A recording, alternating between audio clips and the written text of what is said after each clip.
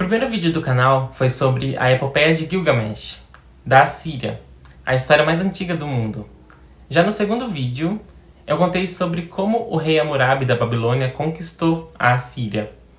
Mas se você assistiu o vídeo, eu mencionei também que essa conquista da Assíria seria temporária. No vídeo de hoje, nós vamos conhecer um momento muito importante da história da humanidade: o retorno da Assíria, a reconquista da Babilônia e o surgimento da Pérsia.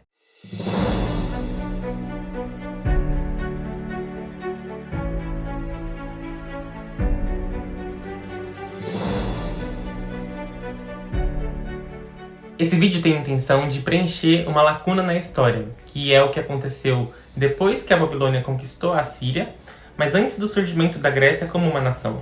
Por isso, eu não vou mencionar um livro específico hoje, mas se você quiser, eu vou deixar os links para os vídeos que você precisa assistir se ficar com alguma dúvida. Bom, então, muitos séculos atrás, a Babilônia conquistou a Assíria. O rei Hammurabi, porém, deixou que os líderes assírios mantivessem os seus cargos. Eles aceitaram viver assim, mas ainda estavam incomodados por terem de se sujeitar ao rei Hammurabi. Então eles prometeram a si mesmos que um dia eles iriam tomar o poder de volta. E esse momento chegou. Os assírios se revoltaram contra as autoridades, mataram muitos dos babilônios e por fim eles destruíram suas cidades. Dessa forma, os assírios foram para cada vez mais longe e conquistaram cada vez mais cidades e pessoas. E isso fez com que ficassem cada vez mais ricos. O maior rei da Assíria naquela época era conhecido como Assurbanipal. Esse rei governou toda a região por volta do ano 668 antes da Era Comum. E como seu exército era gigantesco e muito forte, não havia quem o pudesse derrotar. Mas Assurbanipal sabia que um dia tudo isso acabaria e queria ser lembrado para sempre. Ele construiu belíssimas cidades, mas quando olhava para elas, sentia que ainda estava faltando algo. Um dia então, seus empregados trouxeram para ele um tablete de argila que continha a história de um grande rei que viveu muito tempo antes dele, chamado Hammurabi. Assurbanipal ficou encantado por ver que ele poderia eternizar sua própria história através dos livros. Assim, o rei decidiu construir na cidade de Nínive a primeira biblioteca do mundo. Assurbanipal pediu que toda a população escrevesse e enviasse a ele todas as histórias que pudessem lembrar de seus antepassados, para poder, assim, construir o maior acervo literário daquela época. Dessa forma, Assurbanipal, o rei da Assíria, se tornou o primeiro bibliotecário. Mas essa história não foi muito boa, porque depois de sua morte, um outro rei surgiu do meio do povo, mas esse rei era babilônio. E assim como a Assíria tinha se revoltado contra a Babilônia, agora a Babilônia queria dominar outra vez a Assíria. O principal líder no período foi o também conhecido Nabucodonosor, que você já deve ter ouvido falar na Bíblia. O ano era por volta de 605 antes da Era Comum. E foi nessa época que ele ordenou que as belíssimas cidades da Assíria fossem destruídas. Dessa forma, não restou rocha sobre rocha do que eram as construções assírias, os jardins assírios, as ruas assírias, e a grande biblioteca de Nínive também estava no chão. Foram poucos os tabletes de argila que restaram para nos contar as histórias de Assurbanipal e dos povos em redor. Agora, Nabucodonosor era o grande líder das terras em redor, mas o seu orgulho era tanto que por um momento ele chegou a dizer que se achava um deus. A isso, alguns tabletes de argila chamam de a loucura de Nabucodonosor. O poder estava aos poucos tomando conta de seu corpo e em breve nada o impediria de achar que ele era de fato um deus. Assim, tomado pela loucura, Nabucodonosor saiu correndo pelo deserto, gritando e agindo como um animal. Ao final desse período, como dizem os tabletes de argila, o rei estava irreconhecível e parecia uma cabra. Mas então, subitamente, ele olhou para o céu e percebeu que ele não era um deus. E a sua sanidade voltou, retornou para ele. E ele voltou a governar a Babilônia. Nesse mesmo período, os persas estavam expandindo seu país. Eles eram um povo que vivia mais ao leste, e Nabucodonosor não queria que suas terras fossem tomadas. Por isso, ele pensou que se propusesse a se casar com a filha do rei persa, os dois países poderiam viver em acordo, e as terras babilônicas não seriam tomadas.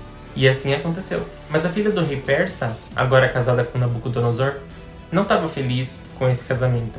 Ela sentia falta dos belos jardins que existiam em sua terra, e das flores exóticas. Nabucodonosor pensou bem sobre o que poderia fazer sua esposa feliz, já que ela não poderia voltar para a Pérsia. E ele chegou à conclusão de criar um imenso jardim suspenso, com as mais variadas flores que ele mandou trazer da Pérsia.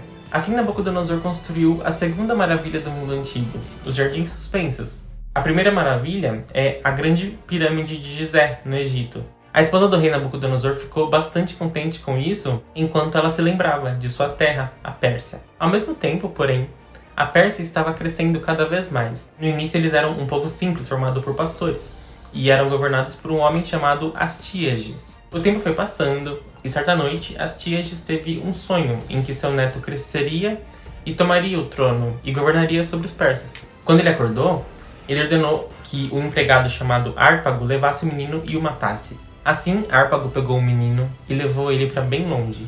Mas ele não conseguiu matar o bebê. Por isso ele entregou o bebê para um pastor que estava por perto e pediu que ele o fizesse.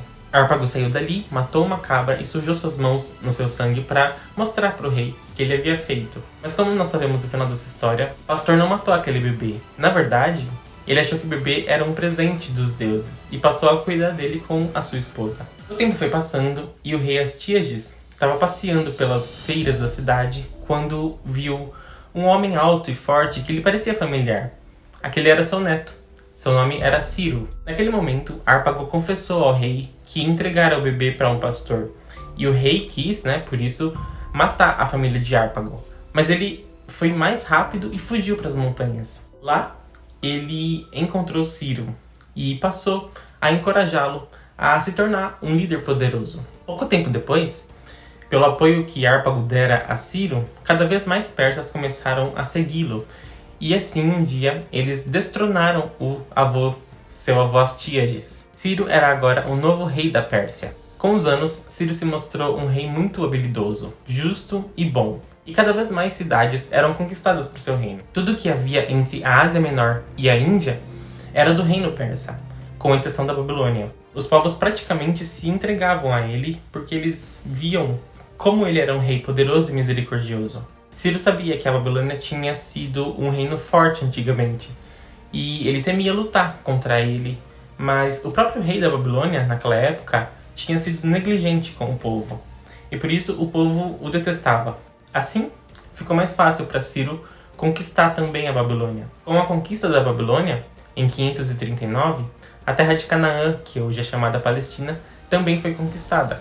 E como essa terra era importante para os judeus, ele permitiu que eles tomassem de volta a terra. Ciro era o maior rei do mundo naquela época, mas ainda havia uma nação que não se submeteria a seu império antes de uma grande batalha: a Grécia.